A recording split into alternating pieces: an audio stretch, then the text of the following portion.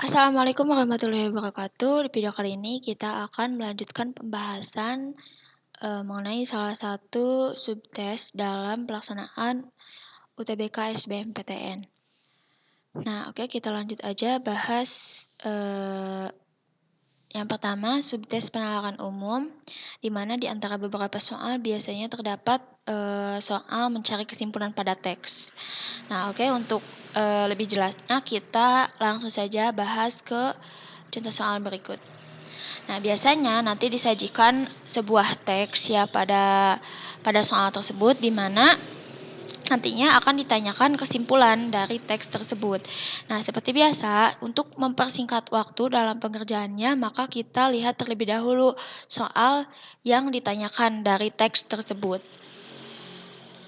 Nah, soalnya di sini adalah berdasarkan paragraf kedua, jika tahun 2019 anggaran pendidikan mencapai 492,5 triliun rupiah, manakah di bawah ini simpulan yang paling mungkin benar? Oke, kita cek pada paragraf kedua teks tersebut, adakah kalimat anggaran pendidikan tahun 2019? Kita cek. Nah, maka di sini kita memerlukan kejelian dalam melihat teks gitu. Jika untuk membaca teks terlalu lama gitu, maka kita harus membiasakan diri untuk menemukan informasi yang dibutuhkan dengan cepat pada teks tersebut. Misal, kita cari kata kunci anggaran pendidikan. Nah, anggaran pendidikan tahun 2019 sebesar 492,5 triliun. Sesuai. Dan di teks ternyata informasi tambahannya itu adalah bahwa nilai 492,5 triliun rupiah itu setara dengan 20% belanja negara. Nah, kita akan mencari kesimpulan dari pernyataan tersebut. Oke, kita baca kalimat sebelumnya. Pemerintah menunjang keberhasilan sistem pendidikan tersebut dengan menetapkan Undang-Undang Nomor 20 Tahun 2003. Pada pasal 49 ayat 1, ini berarti pasal yang ada di dalam Undang-Undang Nomor 20 Tahun 2003 ini. Dinyatakan bahwa dana pendidikan selain gaji pendidik dan biaya pendidikan kedinasan dialokasikan minimal 20% dari APBN pada sektor pendidikan dan minimal 20% dari APBD. Nah, tadi pada tahun 2019 anggaran pendidikannya itu sebesar 492,5 triliun atau sudah mencapai 20% dari belanja negara saat itu yang mencapai 2.461,1 triliun. Artinya karena sudah mencapai 20%, di antara opsi di bawah ini manakah yang paling tepat? Apakah A. Pemerintah melaksanakan isi konstitusi negara? Apakah B. Pemerintah tidak memperbaiki ruang kelas yang rusak? Apakah C. Pemerintah membayar gaji pendidik dengan dana APBD? Apakah D. Pemerintah menaikkan anggaran pendidikan sebesar 20%? Apakah E. Pemerintah menerapkan undang-undang terbaru untuk menunjang sistem pendidikan? Oke, nah di sini kita memerlukan kemampuan untuk menalar kalimat-kalimat pada opsi tersebut dengan baik yang disesuaikan dengan kesimpulan pada teks tersebut. Oke. Yang A, pemerintah melaksanakan isi konstitusi negara. Kalau kita perhatikan, isi konstitusi negara yang dimaksud di sini adalah Undang-Undang Nomor 20 Tahun 2003, tepatnya pada pasal 49 ayat 1, yang menyatakan bahwa anggaran pendidikan itu selain gaji pendidik dan biaya pendidikan kedinasan itu dialokasikan minimal 20% dari APBN dan 20% dari APBD. Nah, maka ini bisa jadi benar ya yang ini. Oke, option B, pemerintah tidak memperbaiki ruang kelas yang rusak.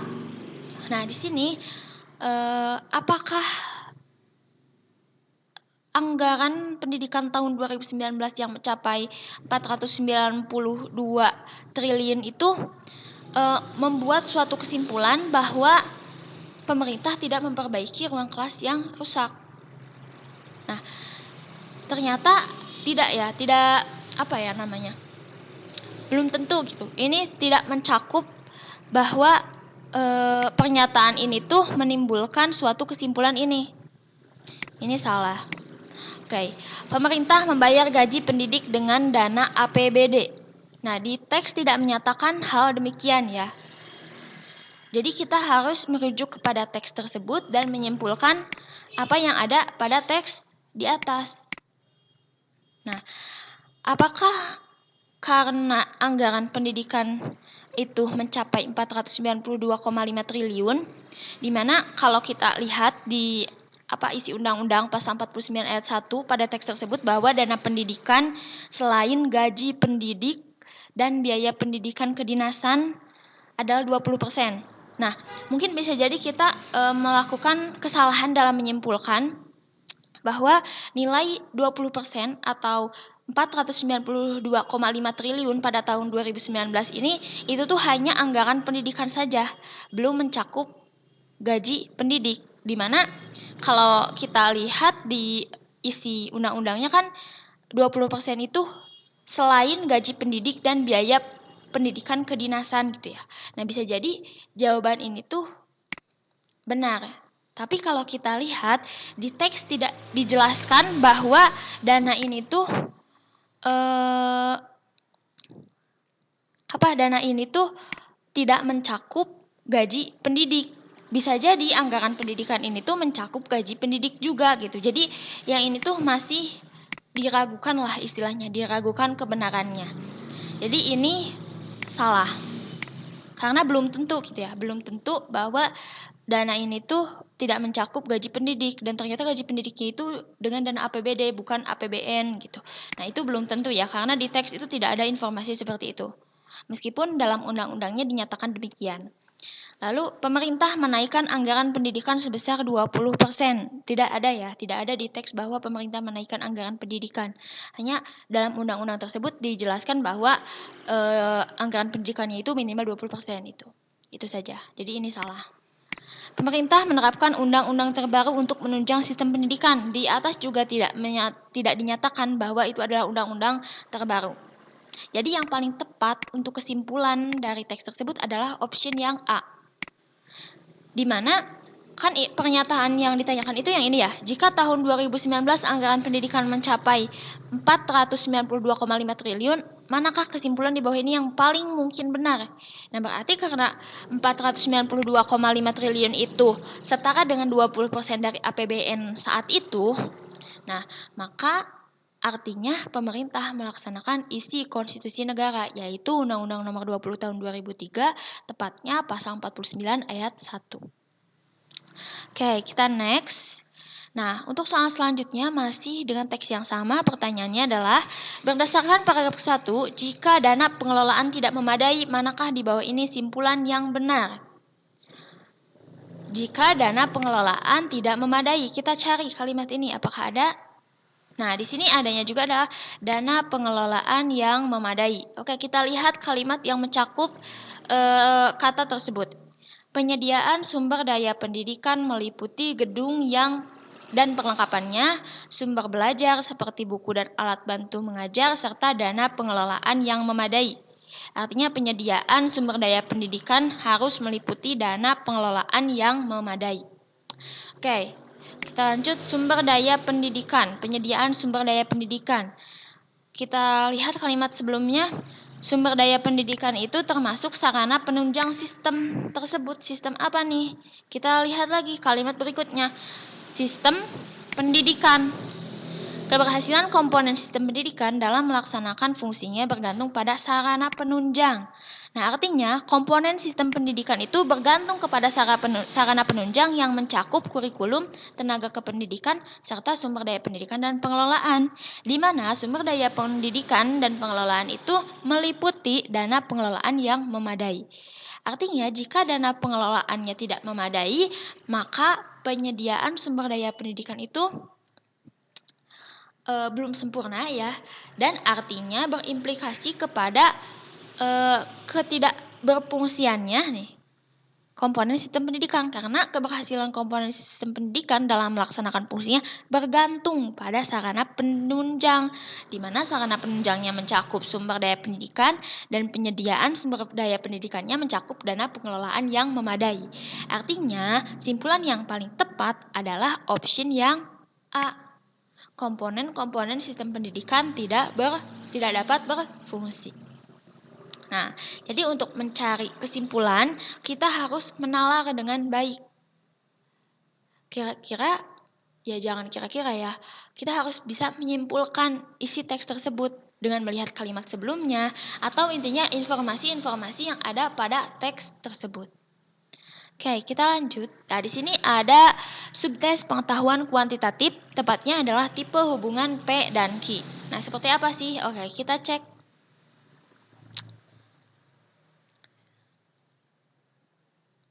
Nah, di sini bentuk soalnya itu biasanya seperti ini. Ada sebuah informasi ya di sini. Denki memerlukan 2 kg tepung untuk membuat 5 kotak kue. Manakah hubungan yang benar antara kuantitas P dan Q berdasarkan informasi yang diberikan? Bagaimana cara menjawabnya? Oke, kita jawab dulu yang P. Nah, kita lihat dulu kuantitas P itu berapa, kuantitas Q itu berapa. Nanti kita akan mencari hubungannya gitu. Apakah P lebih dari Q, apakah Q lebih dari P, apakah P sama dengan Q, atau bahkan bisa jadi informasi yang diberikan itu tidak cukup untuk menentukan hubungan P dan Q. Nah, maka kita lihat dulu nih, nilai Q-nya udah ada ya, 6/7. Nah, sekarang kita akan menentukan nilai P-nya nih berapa. Tepung yang diperlukan Denki untuk membuat 3 kotak kue. Karena tadi ada informasi bahwa Denki memerlukan 2 kg tepung untuk membuat 5 kotak kue, maka berapa sih kira-kira 3 kotak? Bukan kira-kira ya, maaf. Berapa tepung yang diperlukan untuk membuat 3 kotak kue? Karena tadi 2 kilo per 5 kotak, ya. Sedangkan kita akan membuat 3 kotak. 3 kali 3 aja. Berarti hasilnya adalah 6/5. Oke. Tinggal bandingkan nilai 6/5 sama 6/7. Nah, kira-kira bagaimana hubungan yang tepat? Sama dengan tidak mungkin. Yang D juga tidak mungkin karena di sini nilai P dan Q-nya sudah bisa ditemukan ya. Nah, antara P lebih besar dari Q atau Q lebih besar dari P. Oke. 6 dibagi 6/5 sama 6/7. Pembilangnya sama-sama 6. Oke, jadi tinggal kita lihat penyebutnya. Semakin besar nilai penyebutnya atau nilai pembaginya, artinya nilainya semakin kecil. Maka P lebih besar dari Q. Jadi jawabannya yang A. Yang A. Nah, seperti itu ya. Oke, kita coba jawab lagi soal berikutnya. X adalah bilangan bulat yang nilainya lebih besar dari 100 dan habis dibagi 31. Jika Y sama dengan 7 dan X minimal, ini informasinya, Y sama dengan 7 dan X minimal, manakah hubungan yang benar? Kita lihat, nilai X-nya itu bilangan bulat yang nilainya lebih besar dari 100 dan habis dibagi 31. Artinya harus kelipatan 31. Nilai Y-nya itu udah pasti 7. Nah, sekarang kita cari nilai X-nya. Nilai yang lebih besar dari 100 dan habis dibagi 31. Oke, kalau berarti kelipatan 31 ya. Karena 31, coba kita kali 2 masih 62. Kali 3, 93. Kali 4, 93. Kalau misalkan kali 4 berarti 124 ya. Nah, artinya nilai X yang harus minimal. Berarti yang lebih besar dari 1 dan habis dibagi 31, yang paling minimal itu adalah 124. Betul gak? Jadi nilai X-nya 124. Kalau ini berarti 2X 248.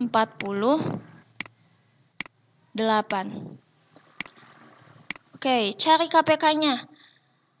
KPK dari 124 dan 7.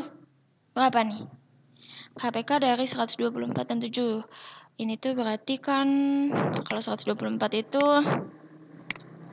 2 kali 62 ya. 2 kali 62.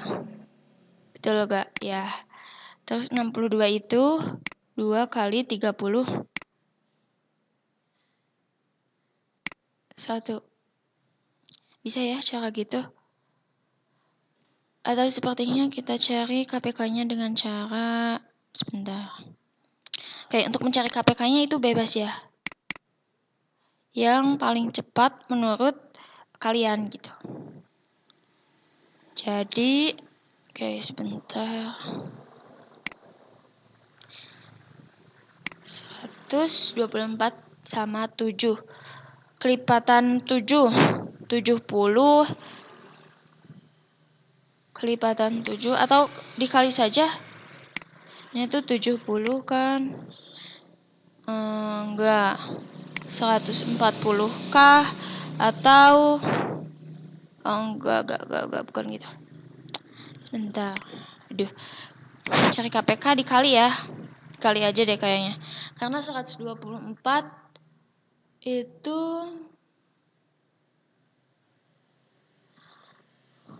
7 sama 124 itu kayaknya. Oke, kita coba kalikan saja 124 kali 7 ya. Karena sepertinya ya karena memang 7 itu bilangan prima dan bukan merupakan faktor dari 124. Maka kita kalikan saja untuk mencari KPK-nya.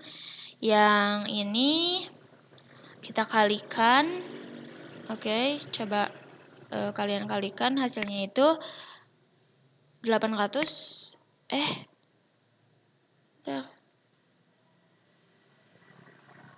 868. Maaf. Oke, sekarang coba lagi kalikan 248 dikali dengan 7. 1736. Nah, ini tinggal kalikan saja ya, karena ini bilangan prima dan bukan merupakan faktor dari 248.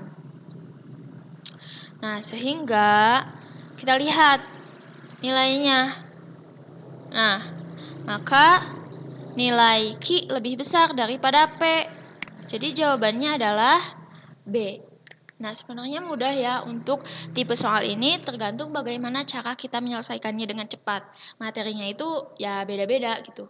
Apa saja biasanya matematika ya, karena ini kuantitatif biasanya meliputi pelajaran matematika gitu. Jadi kita harus menguasai, dan biasanya materinya itu ya materi SMA, SMP gitu.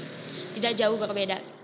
Cuma kalau dalam UTBK itu yang paling diperlukan itu adalah kecepatan dan ketepatan kita dalam menjawab soal serta strategi dalam menjawab soal tersebut.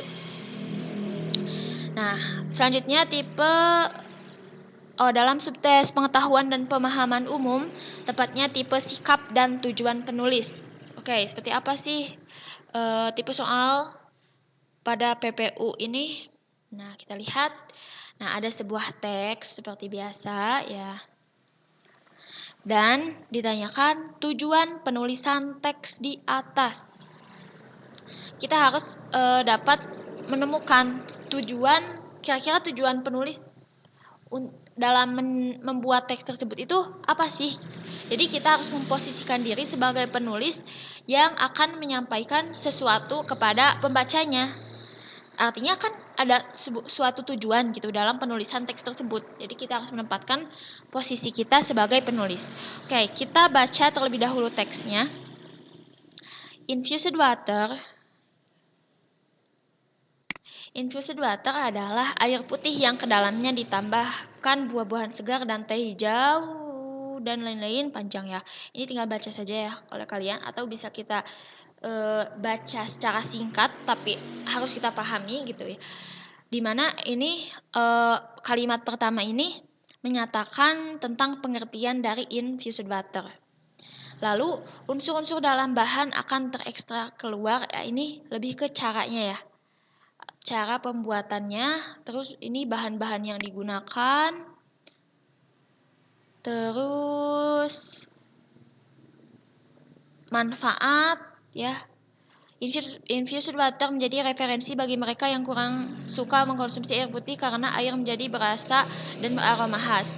Buah-buahan yang digunakan dalam pembuatan infused water mengandung vitamin C yang baik untuk menjaga daya tahan tubuh ini manfaatnya ya. Lalu, variasi jenis buah berpengaruh terhadap kualitas infused water, yaitu karakteristik kimia. Nah, ini suatu pernyataan bahwa variasi jenis buah berpengaruh terhadap kualitas infused water katanya.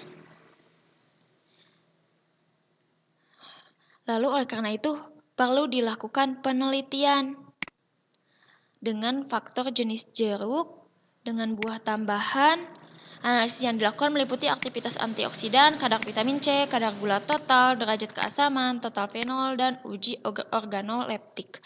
Nah, apa sih yang menjadi tujuannya gitu? Apakah untuk mengetahui pengertian dan manfaat infused water? Apakah untuk mengetahui cara pembuatan infused water? Apakah untuk menjelaskan kaitan infused water dengan kesehatan? Apakah untuk mengetahui pengaruh variasi buah terhadap aktivitas antioksidan dalam infused water? Dan apakah untuk mengetahui kadar buah-buahan dalam infused water tersebut? Nah, kalau kita lihat ya, memang di sini dijelaskan tentang pengertian, tentang manfaat, cara pembuatan, lalu kaitan infused water dengan kesehatan. Tapi kalau kita lihat sebenarnya teks ini tuh sepertinya dikutip dari sebuah jurnal dan ini tuh merupakan pendahuluan atau abstraknya gitu ya. Jadi kalau kita lihat di sini, oleh karena itu perlu dilakukan penelitian dengan faktor jenis jeruk dengan buah tambahan, analisis yang meliputi aktivitas antioksidan, kadar vitamin C dan lain sebagainya. Nah, artinya intinya tujuan penulisan teks tersebut adalah yang apa? Untuk mengetahui variasi yang ini nih. Kenapa? Karena di sini dijelaskan nih di paragraf berikut sebelumnya, variasi jenis buah berpengaruh terhadap kualitas infused water. Ya. Di mana kualitasnya itu juga meliputi aktivitas antioksidannya. Nah, analisis yang dilakukan meliputi aktivitas antioksidan. Nah, artinya meskipun dalam teks ini itu dijelaskan atau disebutkan tentang pengertian, manfaat, cara pembuatan, hubungannya dengan kesehatan, serta kadar buah-buahan yang terkandung dalam infused water, tapi intinya kalau kita lihat di paragraf kedua dan ketiga, arah dari penulisan teks tersebut adalah untuk mengetahui variasi jenis buah yang berpengaruh terhadap kualitas infused water. Contohnya adalah aktivitas antioksidannya gitu. Nah, jadi itu yang merupakan tujuan inti dari penulisan teks tersebut. Oke, next. Contoh soal yang keduanya. Nah, kita lihat tujuan penulis dalam menulis teks tersebut. Oke, kita lihat. Memberikan penilaian terhadap sikap seseorang bukanlah soal yang sederhana karena dunia bukanlah hitam putih. Nah, di sini kita lihat sudah ada kalimat memberikan penilaian terhadap sikap seseorang. Setiap tindakan mempunyai motif yang bersumber pada pandangan hidup seseorang. Di dalam masyarakat kita dapat melihat ada dua sistem penilaian yang teoritis dan berbeda 180 derajat. Yang secara teoritis berbeda 180 derajat. Pertama, mereka yang menggunakan sistem nilai absolut. Untuk orang-orang ini, penilaian dari setiap tindakan didasarkan atas pernyataan apakah ini benar atau salah. Lalu, tetapi ada kelompok lain yang tidak memakai sistem nilai ini. Mereka menggunakan sistem nilai relatif. Mereka sadar akan salah dan benar secara teoritis, tetapi mereka mempergunakan pertimbangan realistis. Jadi intinya untuk memberikan penilaian pada sikap seseorang itu ada dua sistem penilaiannya, yaitu sistem nilai absolut dan sistem nilai relatif gitu ya. Kedua sistem nilai ini diperlukan dalam masyarakat. Secara teoritis pandangan ini bertentangan, tetapi batasnya juga amat kabur.